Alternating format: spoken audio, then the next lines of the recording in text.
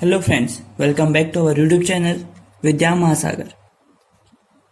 आप सभी का स्वागत है हमारे यूट्यूब चैनल विद्या महासागर पे। आज हम सिंपल इंटरेस्ट के कुछ और इम्पोर्टेंट क्वेश्चन करेंगे जो आपके एग्जाम पॉइंट ऑफ व्यू से बहुत इंपॉर्टेंट है। तो चलिए वीडियो को शुरू करते हैं। सबसे पहला हमारा क्वेश्चन है, simple interest on rupee 500 for 4 years at 6.25% per annum is equal to the simple interest on rupee 400 at 5% per annum for a certain period of time. The period of time is, यानी कि हमें 500 रुपए में 4 साल के लिए 6.25% के rate पे जो इंटरेस्ट मिलेगा वो इक्वल होगा 400 रुपए के बराबर।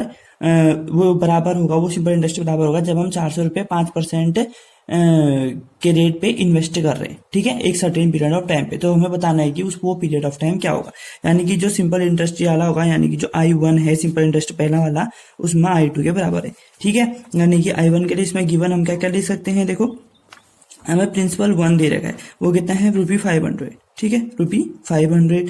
और हमें पता है प्रिंसिपल 2 वो कितना है दिया है, देखिए रूपी 400। वैसे ही हमें टाइम दे रखा है, T1 दे रखा है 4 ईयर्स, और हमें T2 नहीं दे रखा है क्योंकि हमें वही निकालना है, यानी कि पीरियड ऑफ टाइम हमें निकालना है। और हमें रेट दे रखा है पहले वाले का, यानी कि R1 दे रखा है हमें 6.25%, यानी कि इसको लिख सकते हैं हम 625/100, यानी कि ये कितना हो जाएगा 25/4, यानी कि 25/4 हो जाएगा, ठीक है, 25/4%। और वैसे ही R2 हमें कितना दे रखा है, यहाँ पर देखिए 5%। अब हमें पता है सिंपल इंटरेस्ट का फॉर्मूला क्या होता है, देखिए मैं यहाँ पर लिख देता हूँ, SI = P × R × T/100। Simple interest का फॉर्मूला सिंपल ये होता है, तो दोनों साइड हम रख लेंगे, क्या हो जाएगा P1 × R1 × T1/100 = P2 × R2 × T2/100। यानी कि हमको क्या निकालना है, T2। तो इस 100 से ये 100 कैंसिल आउट हो जाएगा, सीधे सीधे बात है।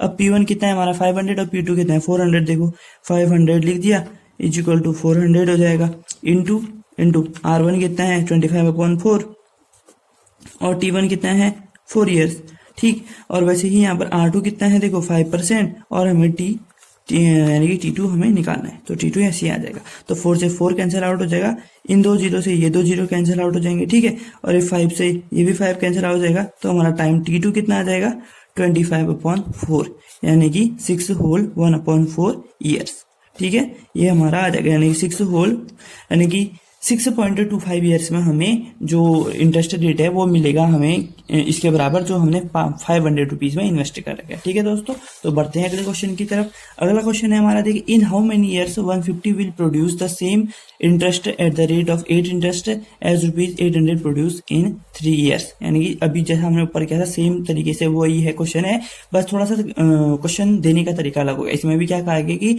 जो इंटरेस्ट है वो सेम कब होगा, यानी कि जब हम 150 रुपये इन्वेस्ट कर रहे हैं और जब 800 रुपये इन्वेस्ट कर रहे हैं, दोनों में हमारा जो इंटरेस्ट है वो अलग अलग कब होगा। यानी कि हमको सीधे P1 P2 = लिखना चाहिए। P1 कितना है, देखो 150 रुपीज, सिंपल सी बात है, और P2 कितना है 800 रुपीज।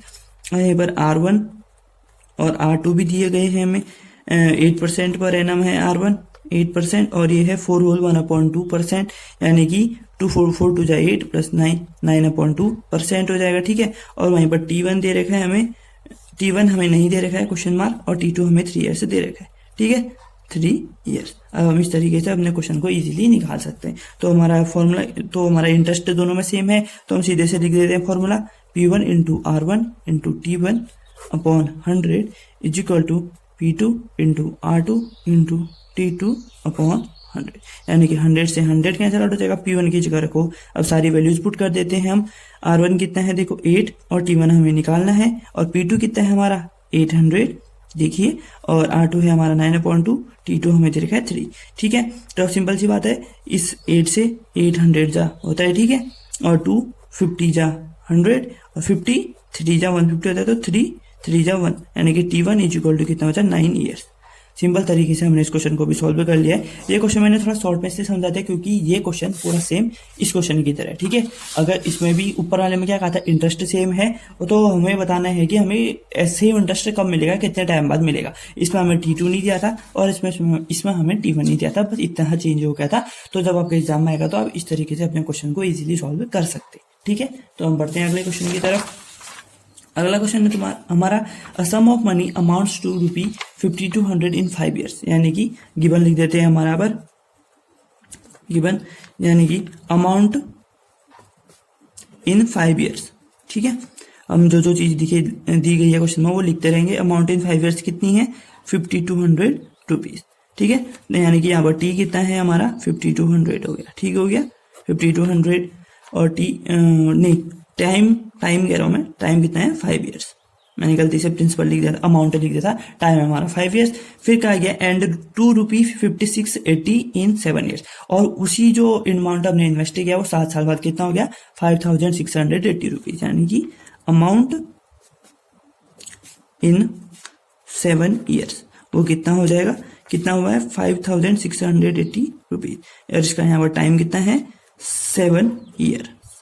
ठीक है, यानी कि T2 हो गया, ये T1 हो गया। ठीक है, अब हमसे क्या कहेगा? The rate of interest per annum.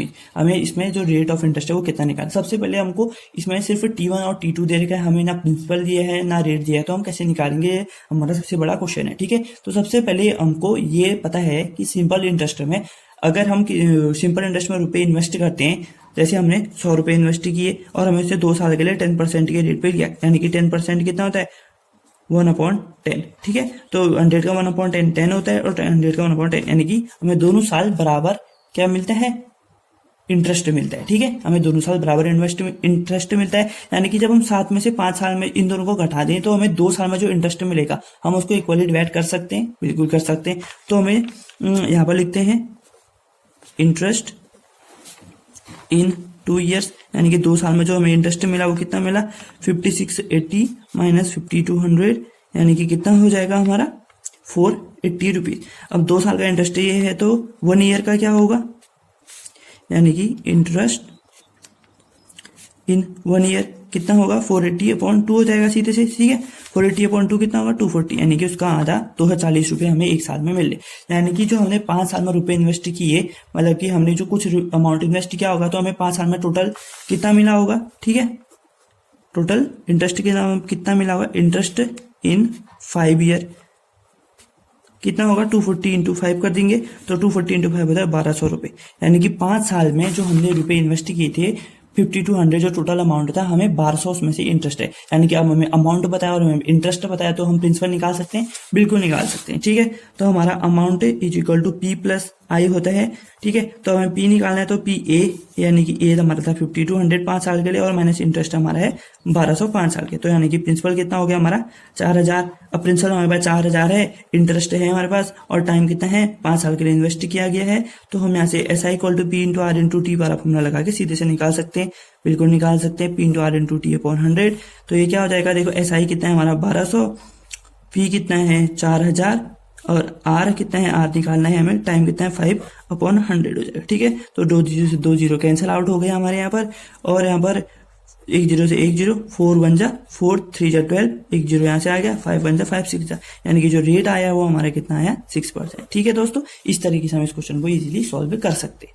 ठीक है, अब देखो अगला क्वेश्चन क्या है? A man buys a TV priced at ₹16,000, he pays 4,000 at once and the rest after 15 months, on which he is charged a simple interest at the rate of 12% per year. The total amount he pays for TV, यानी कि एक आदमी ने एक दुकान से एक TV ली 16,000 रुपए की। ठीक है, 16,000 रुपए में एक टीवी ली, उसने 4,000 रुपए एक बार दे दिए, फिर उसने कहा कि वो 15 महीने बाद बचे हुए पैसे लौटाएगा एट 12% पर ईयर। ठीक है, तो हमें जो टोटल अमाउंट उसने पे किया उसको निकालना है। ठीक हो गया, तो हम सबसे पहले निकालेंगे कि उसका अमाउंट कितना बचा है।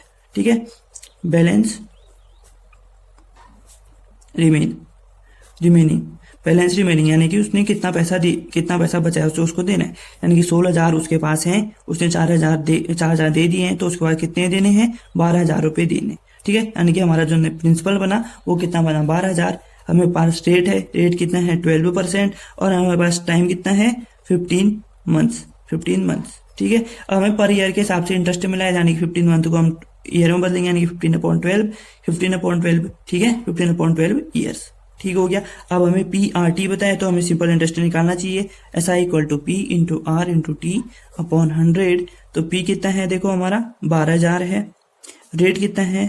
12 और टाइम कितना है 15/12 और इनके नीचे भी 12 इनके 12 बचा, 2 जीरो से 2 जीरो कैंसिल आउट और 15 जीरो 0, 15 2 30 का 0 3 कैरी, 15 1 15 प्लस 3 18 यानी कि 1800 रुपीज हमें सिंपल इंटरेस्ट मिला। तो जो हमें टोटल यानी कि टोटल अमाउंट जो वो आदमी को शॉपकीपर को देना पड़ेगा वो कितना देना पड़ेगा, देखो उसने 16,000 की टीवी थी, ठीक है। अब 4,000 तो उसने पहले दे दिए थे, यानी कि 4,000 पहले दिए, ठीक है। फिर बचे थे 12,000 तो उसको देने ही देने पड़ेंगे, प्लस 1,800 रुपये इंटरेस्ट उसको देना पड़ेगा, यानी कि जो टोटल अमाउंट कितनी होगी 12 + 4 16 + 18 16 + 1 कितना होगा 17, यानी कि 17,800 रुपीज उसको देने पड़ेंगे, ठीक है। इस तरीके से ये क्वेश्चन इजीली सॉल्व होते हैं। तो ठीक है दोस्तों, तो मैं उम्मीद करता हूँ कि आपको ये सभी क्वेश्चन समझ में आए होंगे। अगर आपको क्वेश्चन समझ में आए तो प्लीज हमारी वीडियो को लाइक कीजिए, जितना ज्यादा हो सकता है उतना शेयर कीजिए अपने दोस्तों के साथ, ठीक है। शेयर कीजिए और हमारे वीडियो के नीचे कमेंट भी करिए और सब चैनल को सब्सक्राइब जरूर कर लें, ताकि ऐसे ही आपके पास अच्छी वीडियोस आते रहें। तब तक के लिए 2 गज की दूरी, मास्क का जरूरी, कोविड का समय चल रहा है, मास्क का यूज कीजिए और सैनिटाइजर का यूज कीजिए। जब भी घर से बाहर निकलते हैं तब सैनिटाइजर और मास्क का यूज दोनों कीजिए, ठीक है। आसपास साफ सफाई बनाए रखें, अपने घर वालों का ध्यान रखें और अपना खुद का भी ध्यान रखें। मिलते हैं आपसे नेक्स्ट वीडियो, तब तक के लिए thanks for watching, take care. आप सभी का देखने के लिए बहुत बहुत धन्यवाद। जय हिंद, जय भारत।